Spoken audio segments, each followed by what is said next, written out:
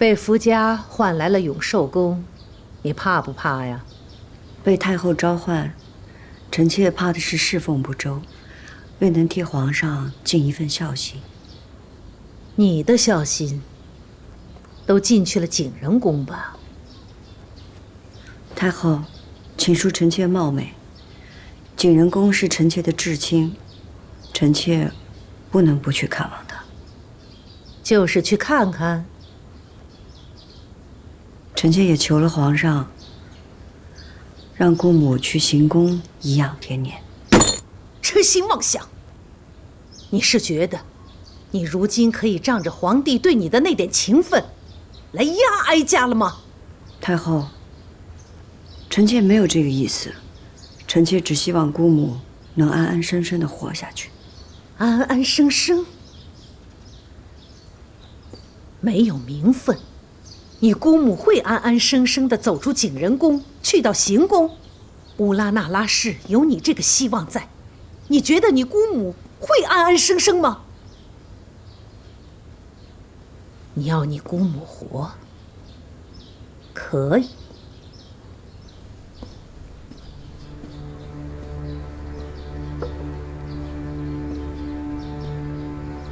除非他没了你这个倚仗，哀家倒可以给他一条活路。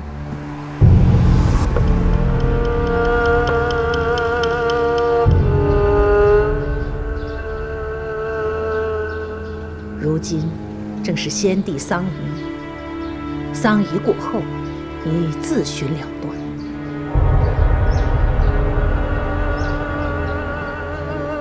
你不求哀家开恩饶恕？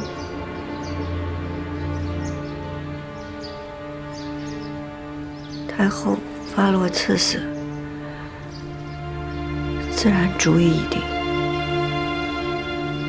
臣妾知道求也无用。你要不死，也不是没有办法。哀家可以给你一条路选。乌拉那拉氏，有你姑母，便没有你；有你，便没有你姑母。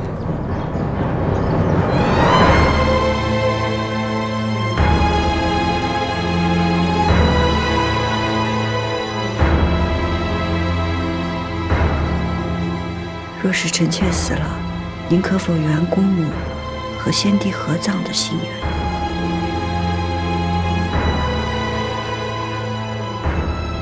你倒真有孝心。只要他在行宫安分养老，哀家许他和先帝合葬，只是没有名分罢了。多谢太后。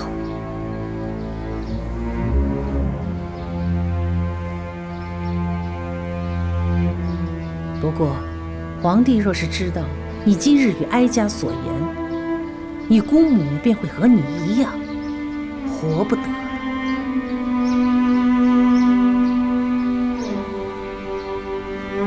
臣妾明白，多谢太后。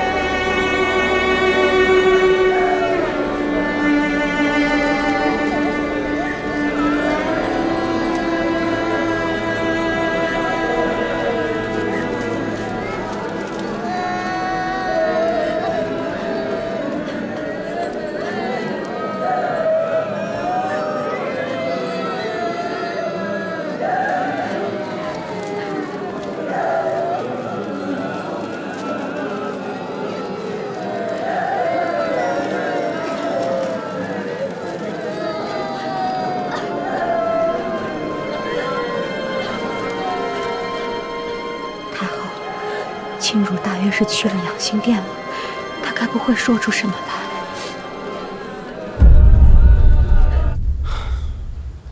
景仁宫的事情呢，朕已经安排的差不多了，只是没想到风声传了出去，朕呢，还得要顾及皇娘的心意。为了安抚皇娘，也为了你姑母来日能好好颐养天年，按太后奉养她的事，朕还得慢慢安排。皇上的难处，臣妾都明白。臣妾是替姑母难过。你放心，朕会将景仁宫移至圣经旧宫，好好安养。在这件事情上，他只是缺了一个名分罢了。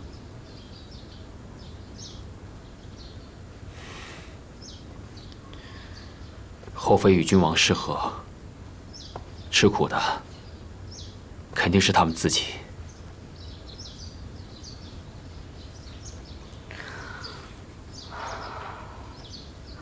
还请皇上顾怜姑母，不要让她在圣经旧宫吃苦。瞧你这话说的，你放心，朕呢，每一次去圣经，都会带你去探望她，平时也会派人多多伺候她。臣妾多谢皇上。你要谢啊，就别嘴上说说。朕惦着你的暗香汤呢，什么时候给朕再做一碗？梅花都没开呢，怎么做暗香汤？朕知道你喜欢梅花，秋天过了就是冬天，会开很多梅花，到时候多做几碗给朕喝。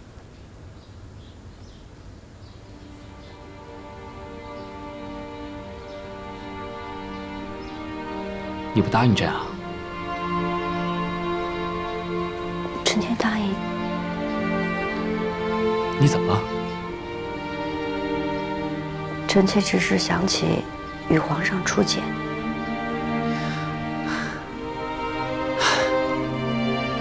当日咱们一起听了一出墙头马上。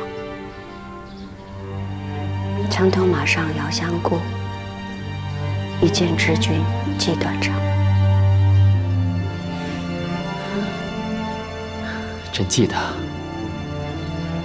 景，你和朕是年少情谊，虽然没有成为嫡父间，但你和朕的情谊是谁也比不了的，知道吗？臣妾明白。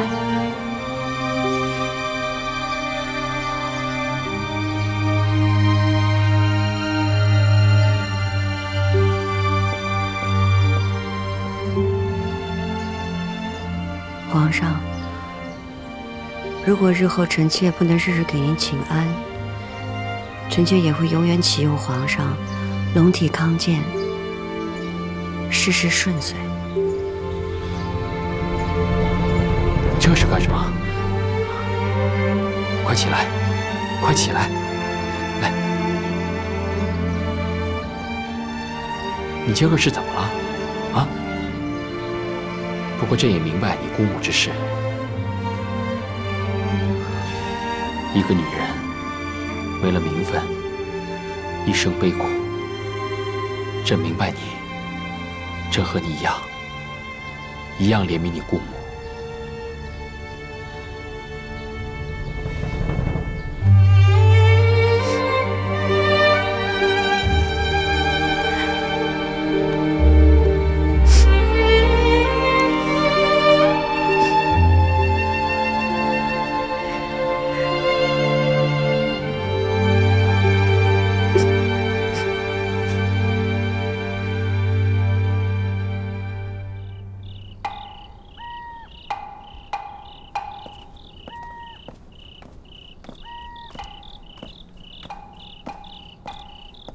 主，老主子真的没指望了吗？那我们会不会受牵连呀？主不该去的，万一这要是被太后娘娘知道了，可就麻烦了。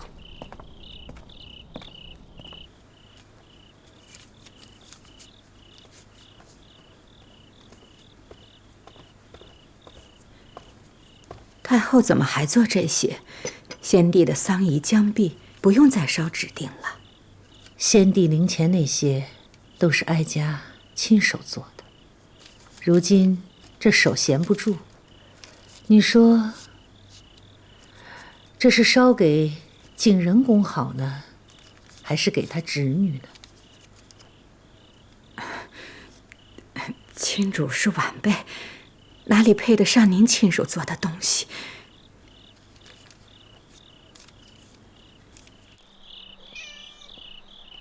亲主来了。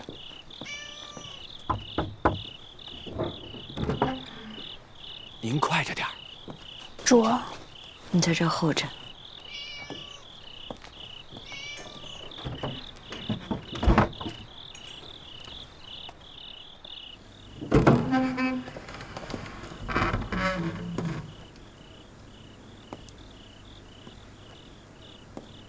姑母，起来吧，我正要传你呢。我是来告诉姑母，皇上安排了您去行宫颐养天年。怎么颐养天年？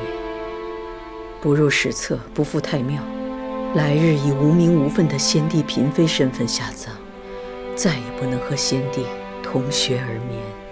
不是这样的，姑母只要安心的在行宫待着，死后会安享爱肉，和先帝葬在一起。这个安排，你是有什么代价换来的呀？皇上疼惜我呀，才有这样的安排。没有钮祜禄氏的授意，皇上会答应你吗？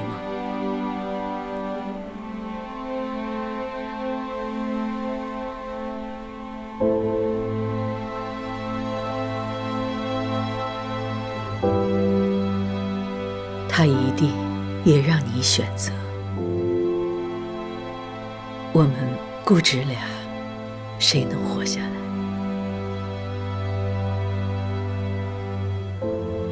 太后也来找您了。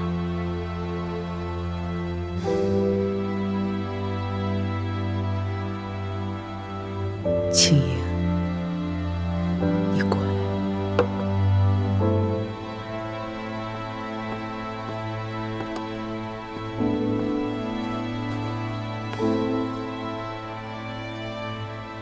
姑母知道你的性子，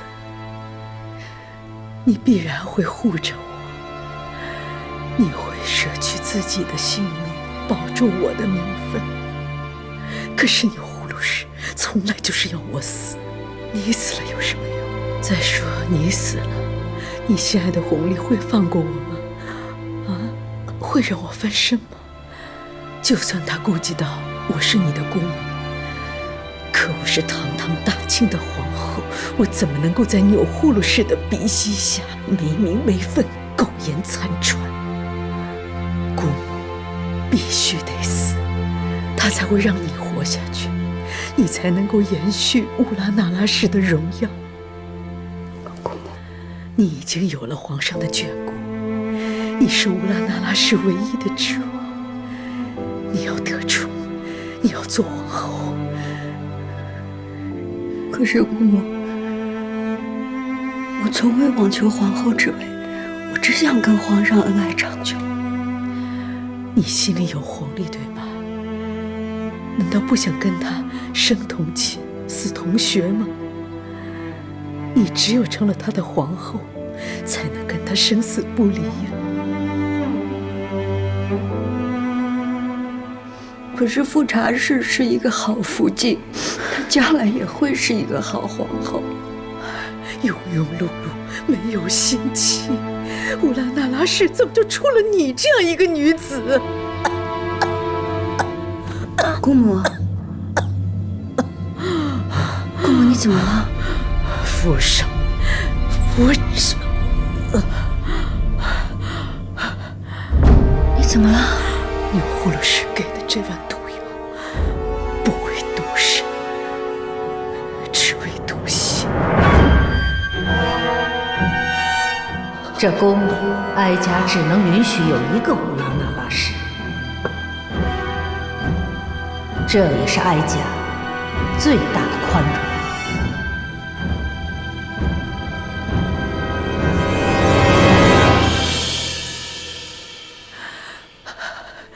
青莹啊，你要看着我死，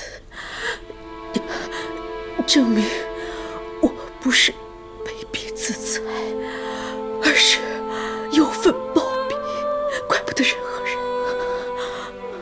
是姑母，你分明是被太后逼死的。眼下你我都已无力反驳，你要活下去，你连恨都不要有。你不仅要让有护鲁氏不杀你，还要让他成为你的助理。你要当皇后，才是为我报仇，更是对我的报答。你比我幸运，你已经有皇上的宠爱，千万不要像姑母这样成为一个弃妇。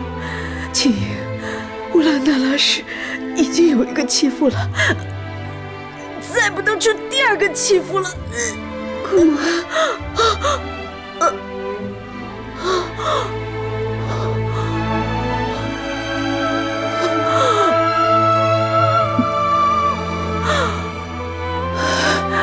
那一年，先帝封我为皇后，那是我最好的时光，身应殊荣。我爱的人也没有离开我。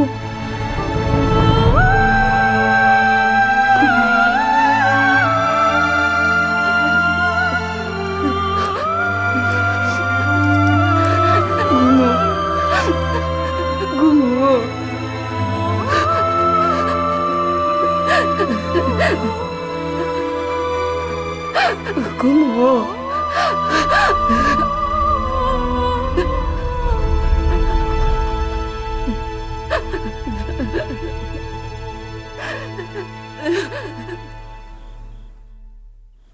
我去的时候，景仁公已经死了，出来的是庆主儿。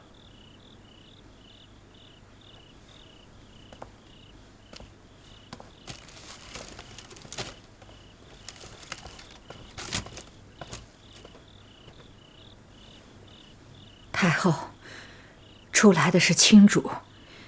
成汉进去时，景仁宫那位已经气绝了，伺候他的秀夏也跟着自裁了。景仁公死了，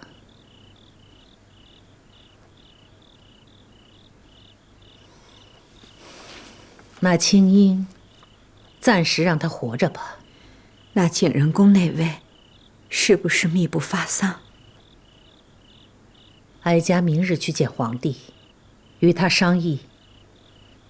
回皇上的话，待丧仪一毕，太后将迁居慈宁宫，太妃们迁居寿康宫，东西六宫会立刻拾掇出来，供嫔妃们居住。回禀皇上，景仁公过身了。什么？是秦主儿所言，保的是宝璧。真是宝璧？秦主儿是亲眼瞧着景仁公过身的。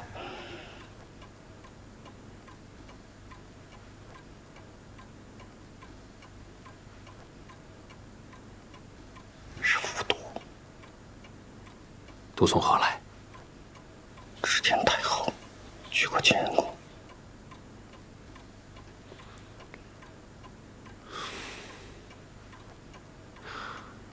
让人去照顾景仁公的身后事。今儿个夜深了，明天一早，请清卓过来。这。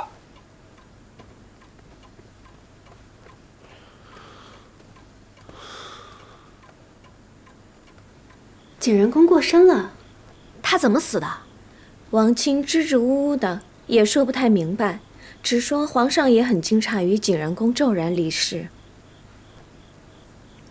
王清不敢说，才见景仁公死得蹊跷。不过不管怎么说，死了便好了。景仁公活着就是个祸害。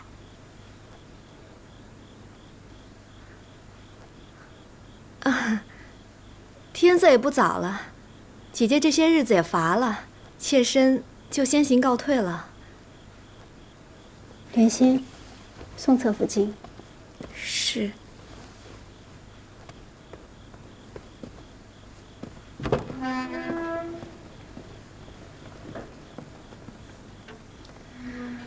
这景仁宫本是皇后，该颐养天年。若不是言行得救，失欢于先帝，也不至于落得如此下场。看来皇后之位不易做呀。您与景仁宫怎么一样？您出身大族，又有皇子。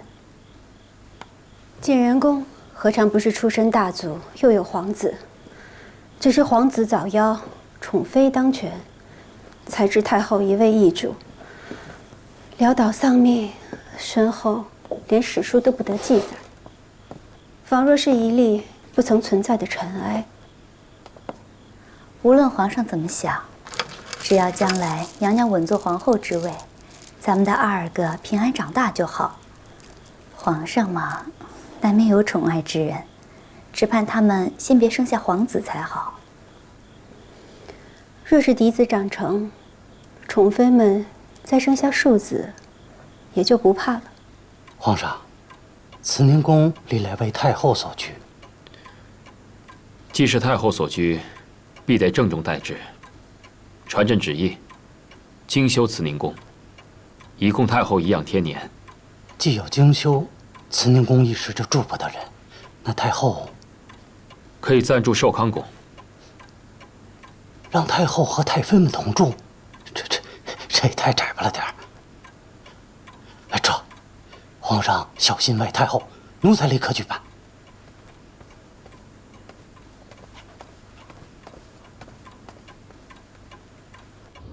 主儿，您为了老主子都哭了一夜了，现在要去见皇上，您好歹得打起点精神来啊！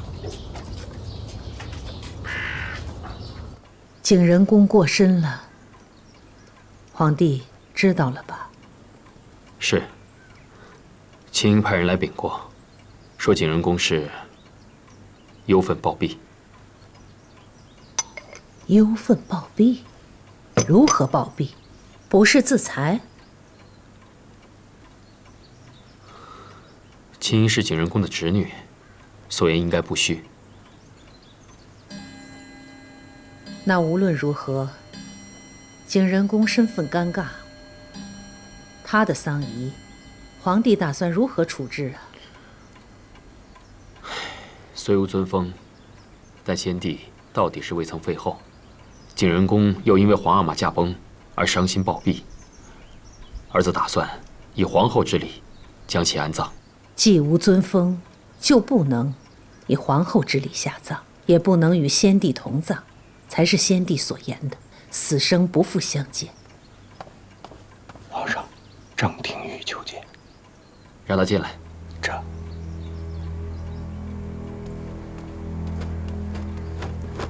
臣张廷玉给皇上太后请安。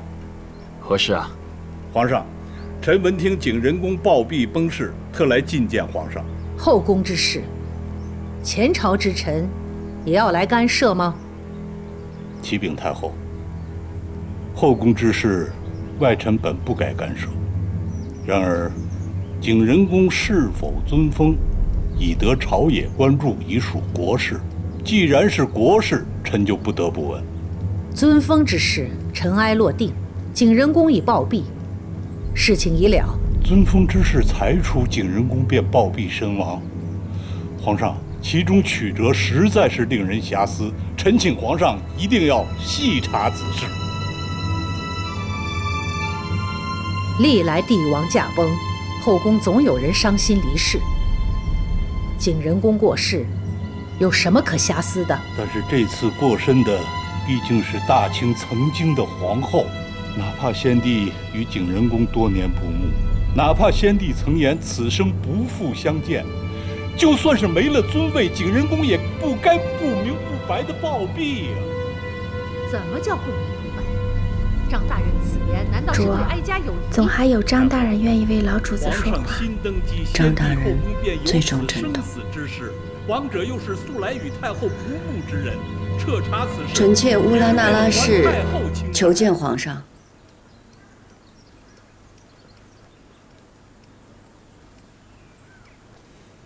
进来吧。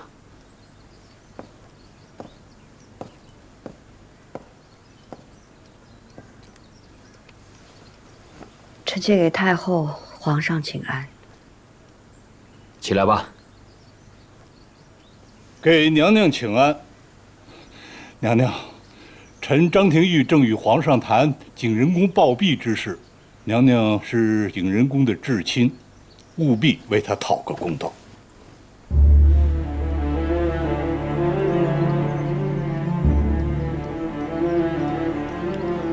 青英啊，景仁宫和皇额娘都是你的至亲长辈，你出言必得谨慎。是。张大人，我因姑母去世，悲痛万分。可公道二字，却不知道张大人从何提起。姑母进祖景仁宫，悲愤交加，抱病多年。因先帝驾崩，姑母过分忧心，而居然离世。当时我侍奉在榻前，亲眼看着姑母驾鹤西去的。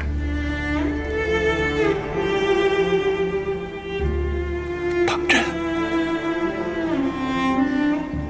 当真。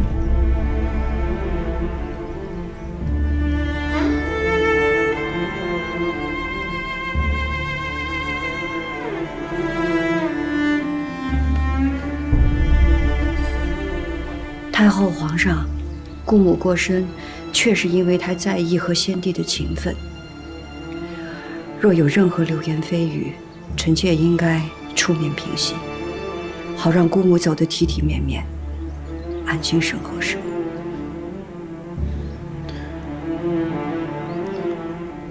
皇娘，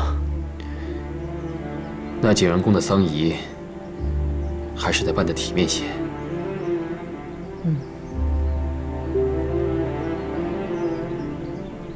那就按非礼吧，也可葬在嫔妃原寝。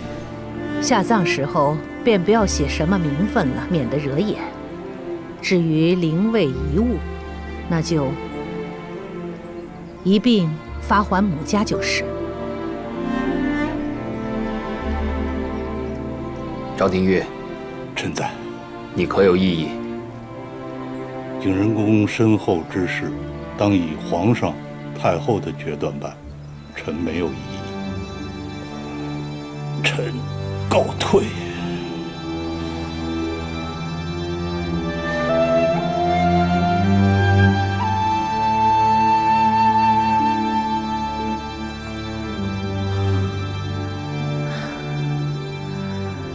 皇帝国事繁忙，哀家回去了。儿子恭送皇额娘。恭送太后。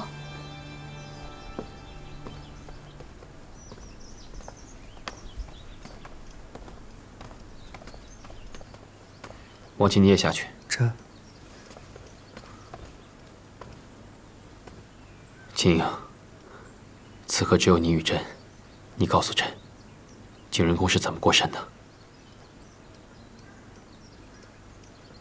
皇上，臣妾方才说的都是真的。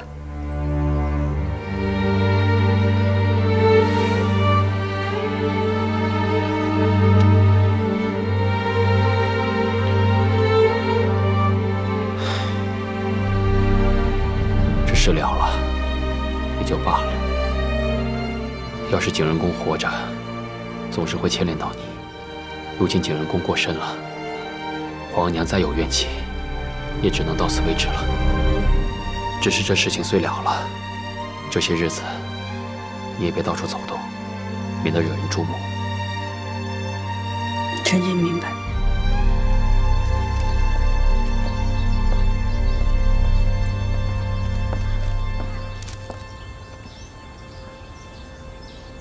太后，您放心，青如也是个聪明人。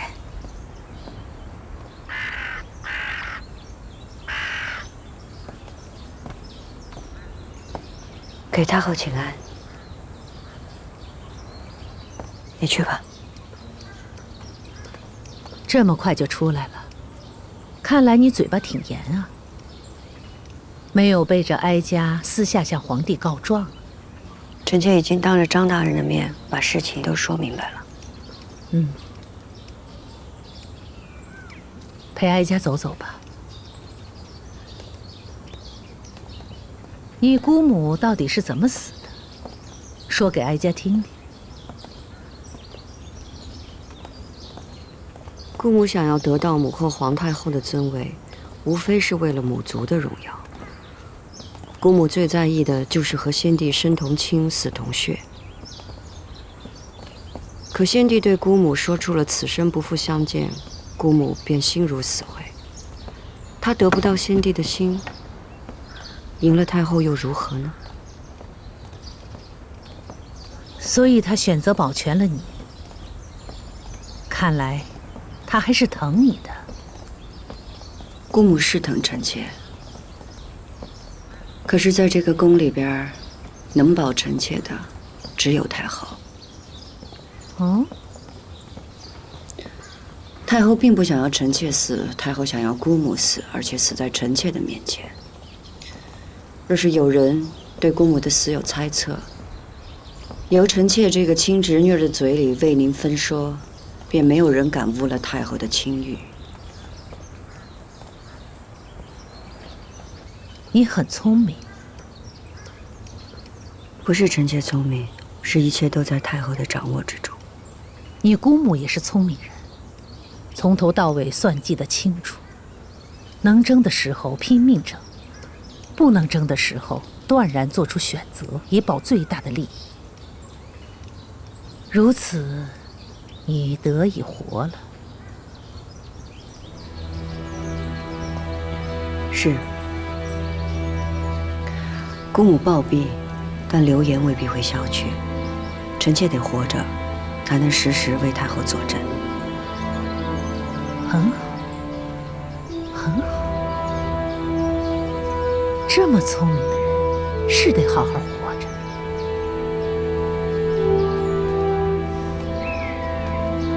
谢太后。主儿，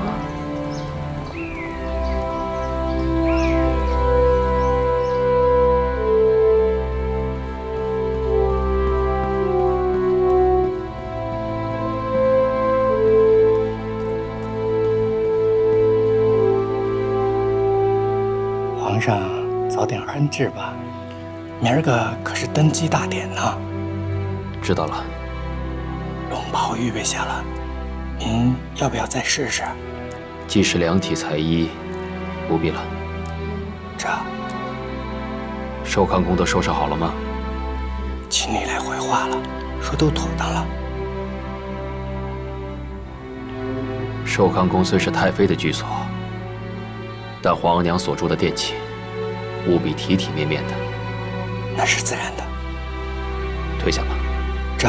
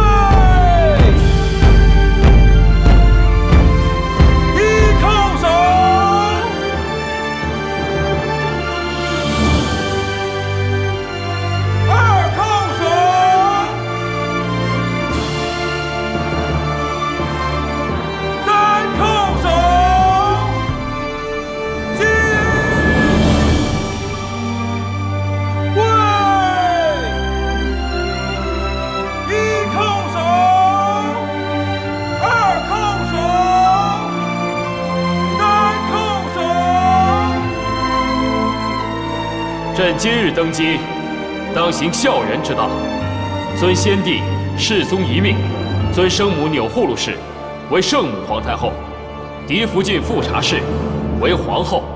册立之事，应有礼部正主相待。人孝厚德，无可霸凌，万岁万岁万岁！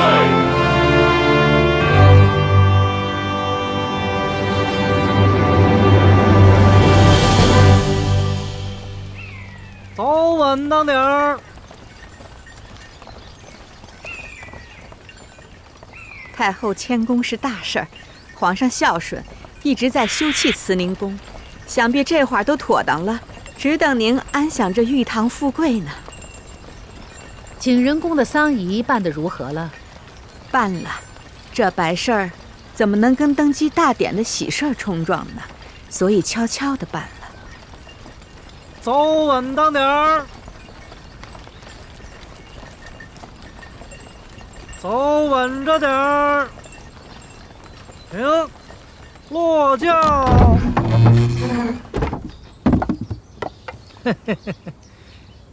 太后，咱们到了。怎么是寿康宫？历代太后所居不都是慈宁宫吗？回太后的话，慈宁宫奉旨修葺，暂时还不能住进去。寿康宫是太妃们住的地方，难道让太后和太妃们挤在一起吗？是，所以皇上特意吩咐了，太后暂居的正殿那布置的是妥妥当当的，一点不比慈宁宫差。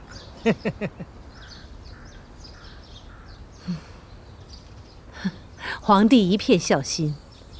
既然慈宁宫在修葺，那哀家等一等，先进去吧。太后您慢着点。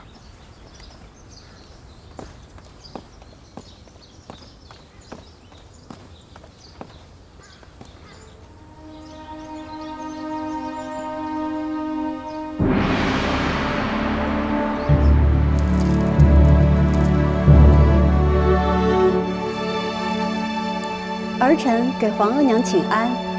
臣妾给太后请安。起来吧。谢太后。都坐吧。从前自己是个嫔妃，赶着去向太后和太妃们请安，如今一转眼自己都成了太后了。瞧你们年轻一辈的，娇嫩的像花朵。太后自己才是那朵开得最娇艳的牡丹花，不像我们年轻沉不住气，都是经不得细看的蒲柳。小嘴巴巴的，会说话。谢太后夸赞，臣妾愚笨，请太后教诲。今日是皇帝登基之后，你们头一回来请安，哀家也有几句话要嘱咐。皇帝年轻，宫里嫔妃也就你们几个，往后不管是人多还是人少，哀家眼里见不得脏东西，你们自己都好自为之。多谢太后教诲，臣妾谨记于心。皇后，哀家和几位太妃们都已经移居到寿康宫了，东西六宫很快就收拾出来了，给你们安居。身为皇后，安定后宫乃是你身应之责。儿臣明白，皇上登基分六宫、定位分、册嫔妃，这些事情儿臣都会一一办好。若有不懂，还请皇额娘指教。除了这个，还有一件事。古来重长子，重嫡子。皇帝已经有了庶长子永璜，嫡长子永琏，还有一子也很重要。皇上登基后的第一子，已称吉祥，极为贵重。所以你们几个要加把劲儿，把皇帝登基后的第一个皇子好好生下来。是。太后，福建新贡的柚子酸甜凉润的，您尝尝。哎呀，费那么大力气，剥它干什么？哀家吃不了几口。能入您的嘴，哪怕是一口，也是这幼子的福分。真正有福之人，也不会住在这寿康宫。皇上也是孝心，想把慈宁宫修得舒舒服服的，再让您挪过去。皇帝明里说是孝顺，可暗里一声招呼都不打，就把哀家送来了寿康宫。心思颇难揣测。也是，住在这儿名不正言不顺的，也不是太后的正经居所。要是哀家想早日搬进慈宁宫，以正名分，还得借把东风，也看看那个人到底有没有用。皇娘住进寿康宫，没什么不满吧？都挺好的。寿康宫虽然小了一些，但布置也倒雅致。不过慈宁宫若是修好了，皇额娘还是早日搬进去的为好。朕知道你孝顺。对了，皇额娘没有为难青樱吧？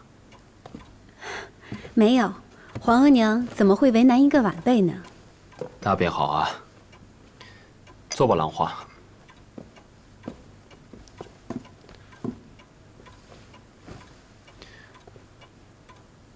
兰花，你可知这养心殿为何以养心为名吗？臣妾不知。皇阿玛在的时候，常常说起孟子的一句话：“养心莫善于寡欲”，所以起名为养心殿。这人的欲望啊，一旦多了，是非也就跟着多。皇上身居高位，天下都是您的，自然寡欲养心。但底下的嫔妃、大臣、奴才们，都靠着皇上呢。什么都仰仗着您，怎么能寡欲？所以啊，朕希望你能够管束后宫，让那些无端升起的是非都能消退。如此一来，朕的后宫才可清清静静。臣妾明白，只是臣妾无能，只怕做不好。怎么会呢？你贤惠大度，只要用心做，怎么会做不好？再说了，若是有什么不懂的地方，也可多多请教皇额娘。皇上对臣妾的期许，臣妾都记在心里，绝不敢忘。好。皇上，你也累了一天了，早些安置吧。皇后也早些歇息。臣妾告退。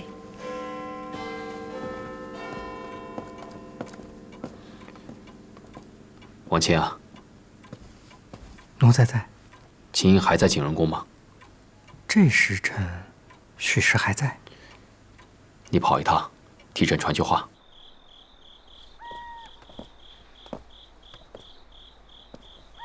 给秦主儿请安。这是皇上让您送来的。是。皇上知道秦主儿在此守丧，劳心伤神，特意嘱奴才送来这玉镯参汤，让秦主儿安心养神，保重身子。皇上还说，眼下这局势，秦主儿颇为艰难。皇上从未忘却秦主儿和皇上是心意相通的人。秦主若有不顺心之时，想想皇上这句话，再不顺心也能安心了。皇上的心思我明白了，劳烦王公公深夜走一趟。奴才告退。走。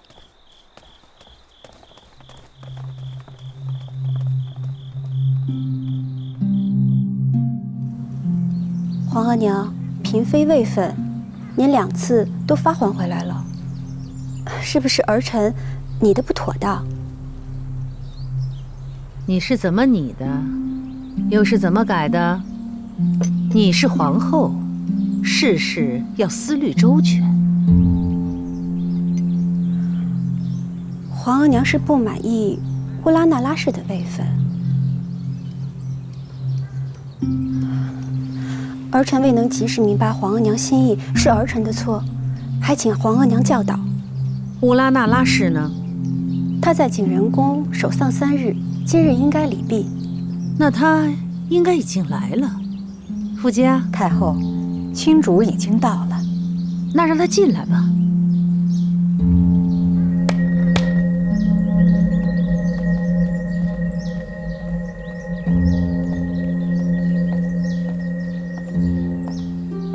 皇后坐吧。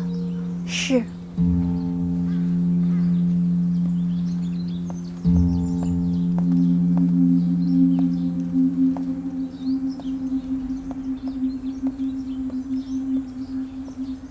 臣妾给太后、皇后娘娘请安。景仁宫丧事已了，姑母今日午后已送去妃陵。景仁宫是你的至亲，按理你要为他守孝3年才是。这样吧，你不必去你姑母陵前，就在前邸待着。吾旨不得出阁院，好好的为你姑母守孝3年。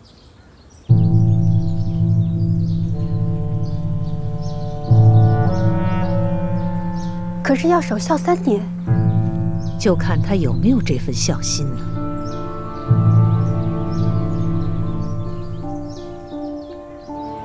太后能让臣妾在前邸守孝，已是大恩。臣妾谢恩。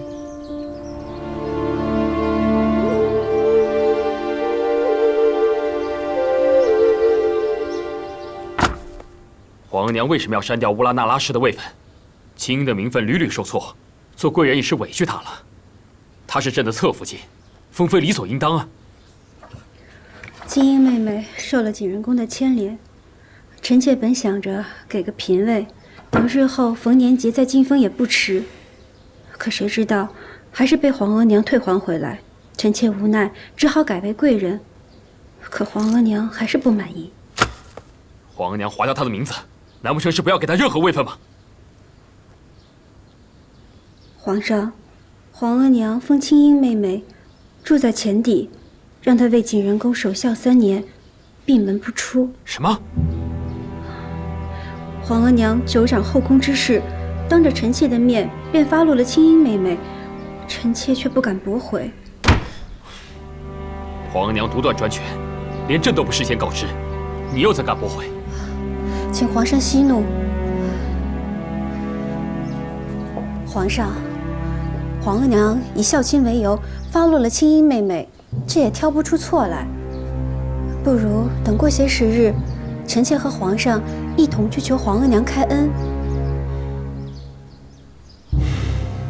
朕知道了。青英妹妹虽被禁足，但其他人等名位已定，只差分居东西6宫了。皇后酌情安排就是。是。哎，小心点啊！往哪边装？装那边吧。轻点放。来，搬过来，搬过来。好好来。哎，这个盒子得放在这儿。小心点啊！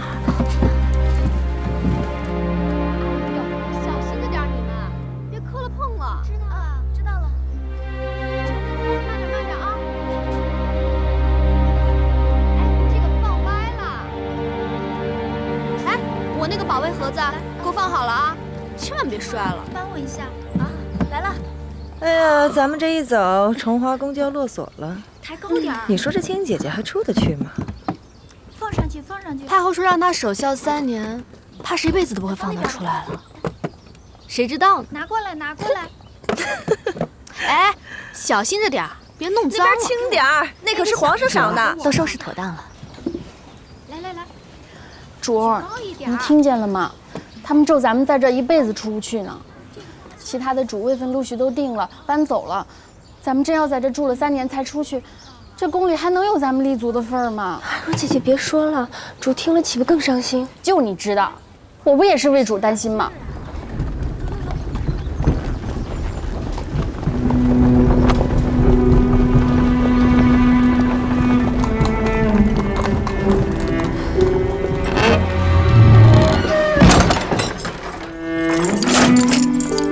姐姐，是我。海兰，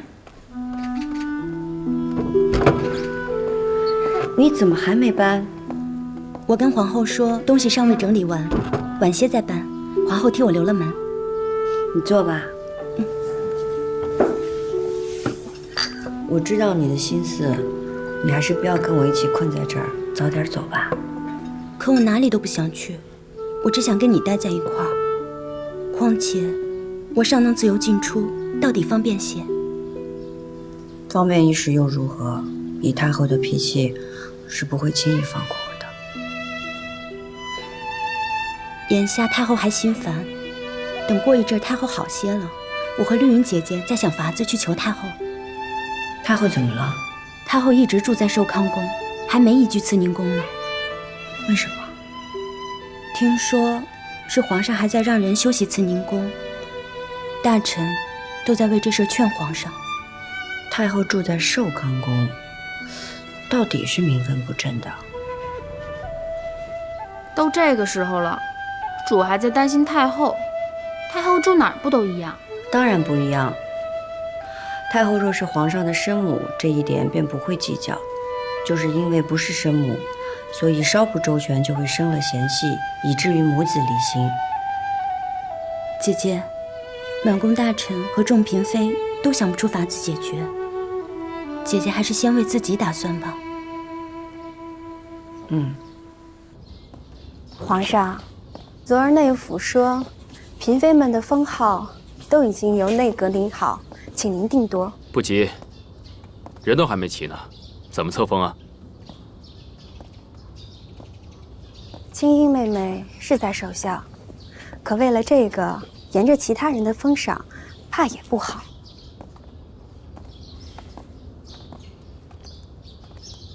皇上，慈宁宫要是修葺好了，也好让皇额娘早点入住，说不定皇额娘一高兴，青樱妹妹就可以出来了。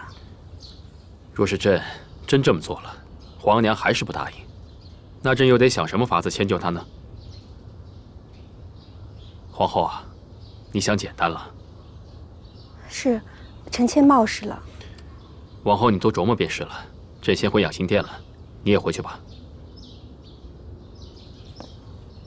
起轿！臣妾恭送皇上。起驾养心殿。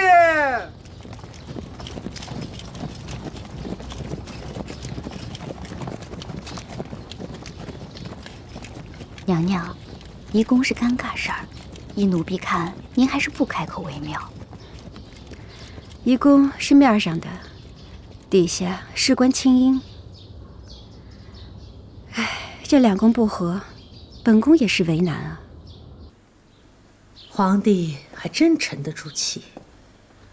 乌拉那拉氏被关了半个月，他硬是一声不吭，也不来替他求情。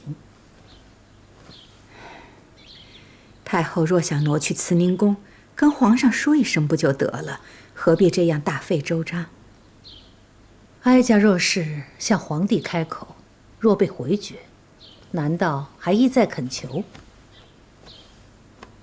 若是皇帝为了青樱来求哀家，那哀家再顺水推舟，提出要移居慈宁宫，那便是一事议一事。还是太后思虑周全，不过皇后和其他主应该会劝皇上的，说不定皇上呢还会亲自来先提移宫呢。那自然是最好了。唉，奴婢看您做了太后，也不比做贵妃时轻松啊。哀家问你，历来后宫里，哪个女人熬到太后这个位子，凭的是什么福气？历代做了太后的，确实不是诞下新帝，就是先帝的皇后。可您殚精竭虑，扶着皇上坐上了95之尊的位子。您做了这个太后，是您的福气，也是皇上的福气。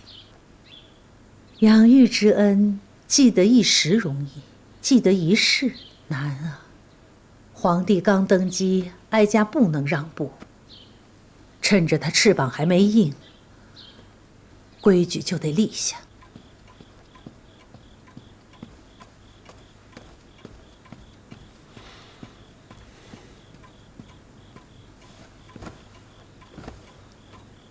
诺卿大人为了移宫的事儿和皇上争论了半天，您先喝口茶润润。嗯。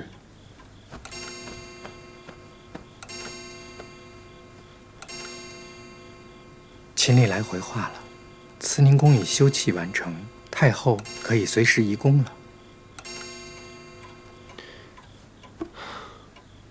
皇娘养育朕多年辛苦，务必将慈宁宫修葺至满意，让秦历好好修，细细修，千万不要着急。这。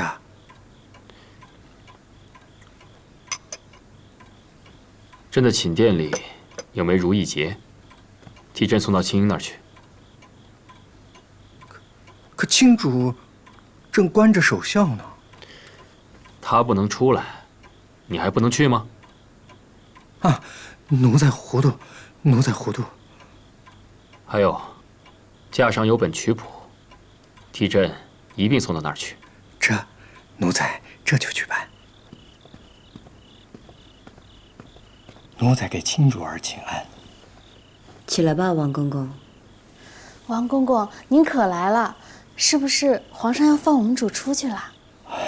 那倒没有，太后的谕旨是要关着卿主儿守孝，皇上都不便过来。这不，奴才都是悄悄溜进来的。这是皇上让奴才送来的2样东西。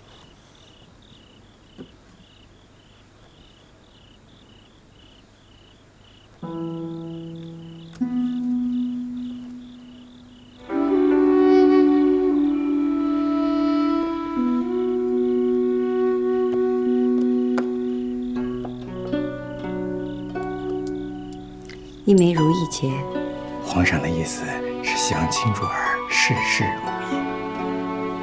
还有一本乐谱，皇上说，请卿主儿闲而无事的时候看看。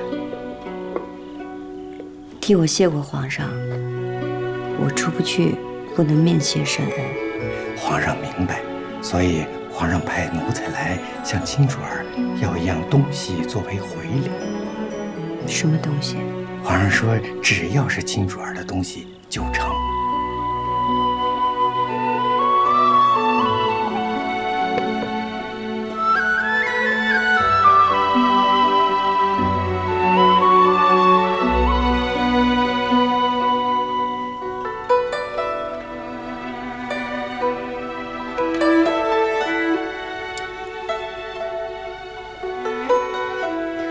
这是我刚绣的帕子，烦请王公公交给皇上。这。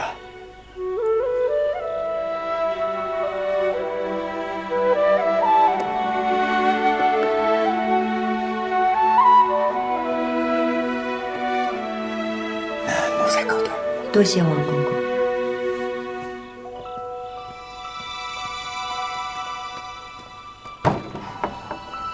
公公慢走。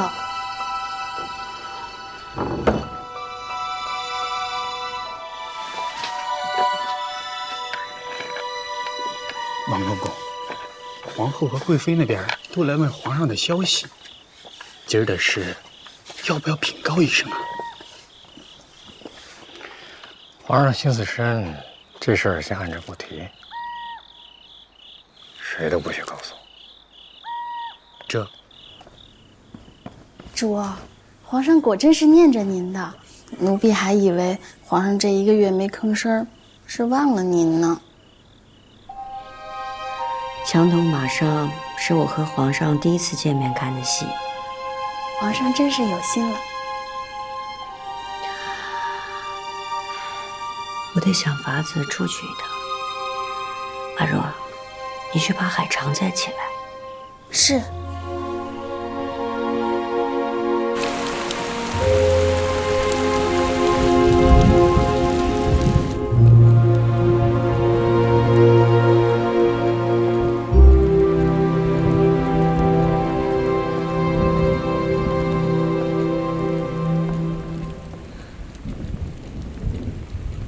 臣妾问皇上安。你都跟朕那么久了，怎么见了朕还是那么怯生生的。臣妾失仪。你一向很少在朕的跟前走动，今儿个怎么突然过来见朕了？先起来吧。谢皇上。海兰，朕记得你和秦英很是要好。臣妾此来，只为求皇上莫忘了姐姐。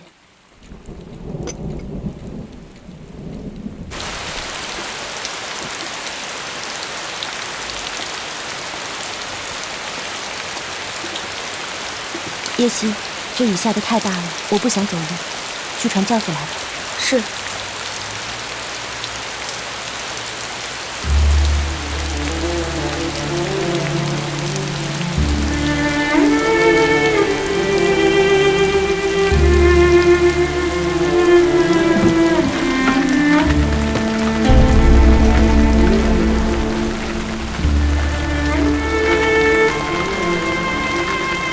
在这候着。